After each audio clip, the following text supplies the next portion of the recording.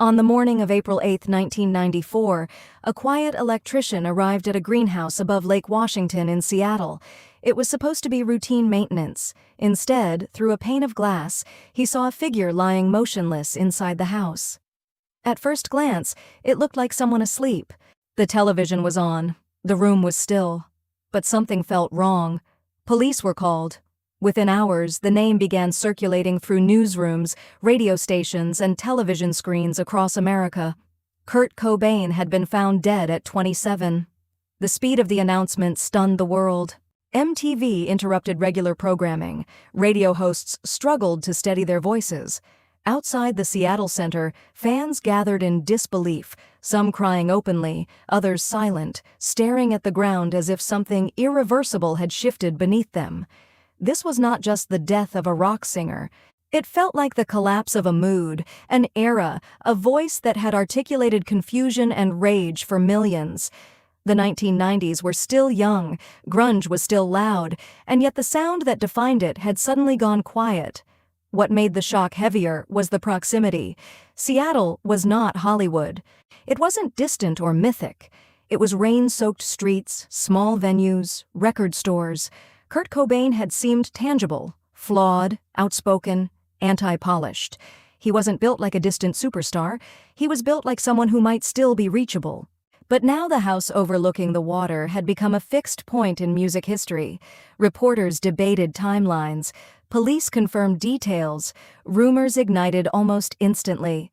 In the hours after the news broke, something else began to circulate. His lyrics. Lines from "Come As You Are." Fragments from "All Apologies." Fans replayed them, searching for meaning that might have been hidden in plain sight. Had the warning been there all along, or had they only learned how to read it after the silence? Before the investigations, before the speculation, before the mythology hardened, there was simply that moment, a house on a hill, a still body, and a generation trying to understand how its reluctant spokesman had disappeared. Long before the house on Lake Washington became a landmark of tragedy, there was Aberdeen, Washington, a damp timber town wrapped in gray skies and routine expectation. This was where KURT Cobain spent his childhood, far from stadiums and spotlights. Aberdeen was not built for dreamers. It was built for labor. Logging, fishing, blue-collar stability, the kind of place where deviation feels visible. As a child, KURT was described as energetic, artistic, unusually sensitive. He drew constantly. He fixated on details. He seemed both curious and withdrawn, as if observing the world from a slight distance. When his parents divorced, that distance widened. The split fractured more than a household. It fractured his sense of belonging. Moving between homes, feeling displaced, KURT began to retreat inward. Friends from school would later recall a boy who oscillated between humor and isolation. He admired punk rock not just for its sound, but for its refusal to conform. Punk offered vocabulary for alienation. It didn't demand polish. It didn't apologize for anger. In Aberdeen, that attitude clashed with expectation. Authority figures saw rebellion. KURT saw honesty. Teenage years intensified the disconnect. He experimented with identity. Different friends, different scenes, different attempts at finding alignment. School felt restrictive. He drifted academically, gravitating instead toward music and art. His room became a laboratory of noise, cheap guitars, distorted amplifiers, scribbled lyrics. Music wasn't yet ambition. It was escape. In interviews years later, he would speak of feeling like an outsider in his own town, too strange for the mainstream, too introspective for simple rebellion. Eventually, conflict at home escalated. KURT left before finishing high school, drifting between friends' couches and temporary spaces. There was no grand declaration, no dramatic send-off, just a quiet exit from a town that never quite made room for him. Aberdeen did not produce rock stars, it produced workers. But in the margins of that town, in garages and bedrooms, a sound was forming. Not polished, not yet famous, just raw. The house overlooking Seattle would one day define an ending, but Aberdeen defined the fracture long before fame entered the frame. By the late 1980s, the garages and small venues of the Pacific Northwest had become a breeding ground for distortion and discontent. Out of that scene emerged a band that didn't look built for stardom, but would redefine it. Kurt Cobain, alongside bassist Chris Novoselic and later drummer Dave Grohl, formed Nirvana. Their early recordings under Sub Pop carried the grit of regional underground music, heavy guitars, unpolished vocals, melodies buried under feedback. It wasn't calculated rebellion. It was texture, thick, abrasive, honest. In 1991, everything changed. Nevermind was released with modest expectations. Then, Smells Like Teen Spirit exploded. The opening riff cut through radio programming that had been saturated with glam rock and polished pop.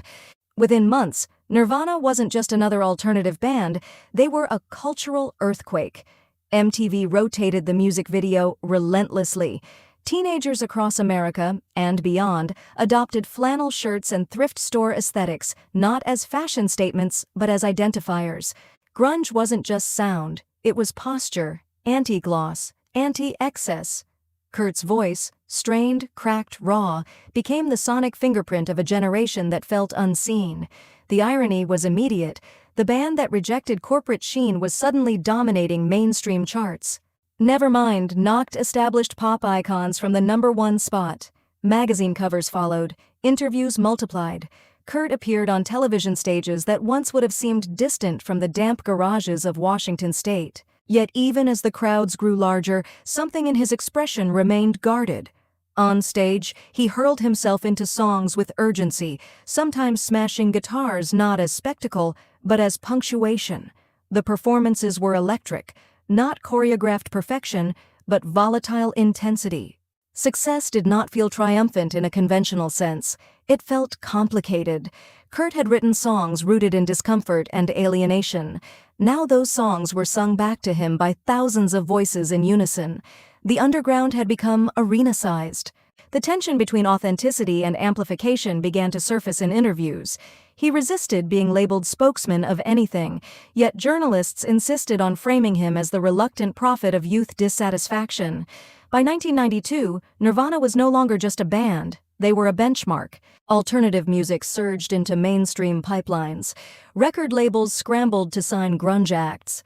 The 1990s had found their soundtrack, and Kurt Cobain was at its center, whether he wanted to be or not. Fame had arrived at full volume, and once volume reaches that level, there is no quiet switch to flip. By 1992, Kurt Cobain had become the face of something he never asked to represent. The media crowned him the voice of a generation, a title that sounded powerful but felt suffocating. Journalists searched his lyrics for manifestos. Talk show hosts framed him as a cultural philosopher. Record executives saw numbers. Kurt saw distortion. Not the musical kind, but the kind that bends identity. He had written songs about alienation, and now alienation had multiplied under flashbulbs. Fame did not arrive quietly. It came with scrutiny. Tabloids dissected his relationship with Courtney Love. Headlines speculated about drug use, about parenting, about instability. The birth of their daughter, Frances Bean Cobain, became public debate. Social services investigations made private matters headline material. Kurt oscillated between defensive and dismissive in interviews, sometimes mocking the press, sometimes withdrawing entirely. The more cameras pointed, the more he recoiled. Behind the scenes, heroin addiction tightened its grip. Kurt had long struggled with chronic stomach pain, something he claimed had plagued him for years. Drugs blurred that pain, physical and emotional. Rehab attempts punctuated the touring schedule. Each return to the stage felt both triumphant and fragile. The irony deepened. Audiences screamed for authenticity while ignoring the deterioration behind it. Addiction was not part of the mythology fans wanted to preserve. It was a reality they preferred to edit out. Creatively, Kurt remained restless. In Utero, 1993, was deliberately harsher, more abrasive than Nevermind. It was a statement against overproduction, against dilution. Some saw it as defiance, others saw it as self-sabotage. Kurt insisted it was honesty. The band resisted radio-friendly edits, pushing back against expectations that had grown exponentially since 1991. But resistance did not dissolve pressure, it amplified tension.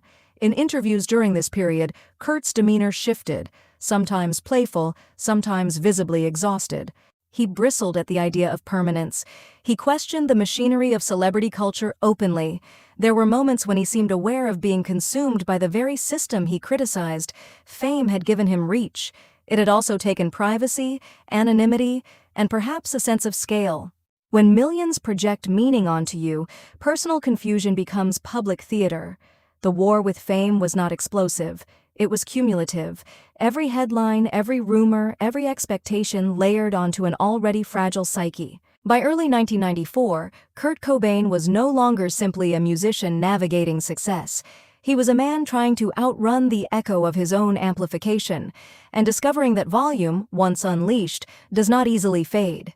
In March 1994, the public narrative around Kurt Cobain shifted from controversy to concern.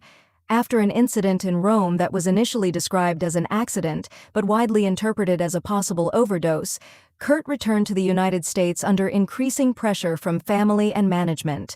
An intervention followed. Friends, bandmates, and loved ones urged him to seek treatment. Reluctantly, he entered a rehabilitation facility in Los Angeles. For a brief moment, it appeared as though the spiral might pause, but within days, he left. Slipping over a fence, boarding a flight back to Seattle, Kurt re-entered the city without clear plans. It was not theatrical. There was no announcement, just absence. Calls went unanswered. Appearances were missed.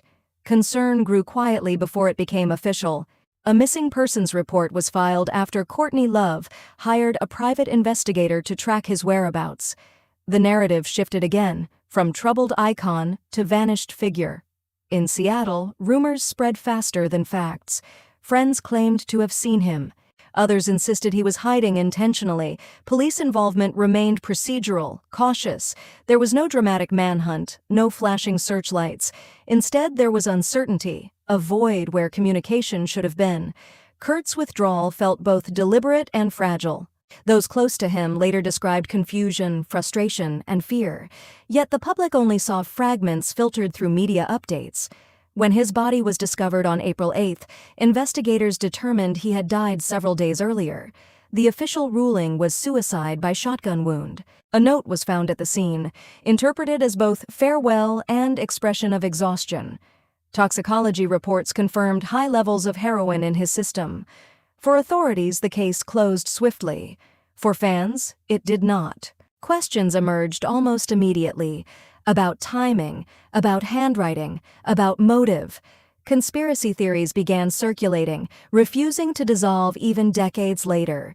But beyond speculation lies something quieter, the image of disappearance itself.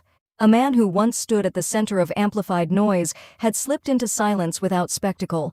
There was no final concert, no orchestrated goodbye, just a series of small, fractured days that ended in stillness. And in that stillness, a generation was left to assemble meaning from fragments. In the years after 1994, Kurt Cobain stopped being just a musician and became an emblem. Not the polished kind carved by marketing teams, but the kind shaped by unfinished sentences and unresolved tension. He entered the mythology of the 27 Club, grouped alongside artists whose brilliance burned fast and ended early. But Kurt's legacy is not just about age or tragedy, it is about contradiction. He despised celebrity culture, yet his image became one of the most reproduced visuals of the 1990s. The oversized cardigan from the 1993 MTV Unplugged performance became symbolic of vulnerability wrapped in distortion. His fragmented lyrics, once raw expressions of confusion, turned into generational scripture quoted on posters, tattoos, and documentaries. Bands across the 2000s cited Nirvana as blueprint, not only for sound but for stance, stripped down honesty over spectacle. What endures is not only the music but the tension he embodied. He represented discomfort in an era craving authenticity. He resisted being labeled, yet labels attached themselves anyway: grunge king, spokesman, martyr. Perhaps the reason the mythology persists is because it remains unsettled. The questions never fully quieted. Neither did the influence. Kurt Cobain did not ask to carry a crown. He questioned systems, doubted institutions, and distrusted adoration. Yet history rarely consults intention. The voice that once rasped through distortion now echoes through decades, not as perfection, not as resolution, but as reminder that vulnerability, amplified, can outlive the body that carried it.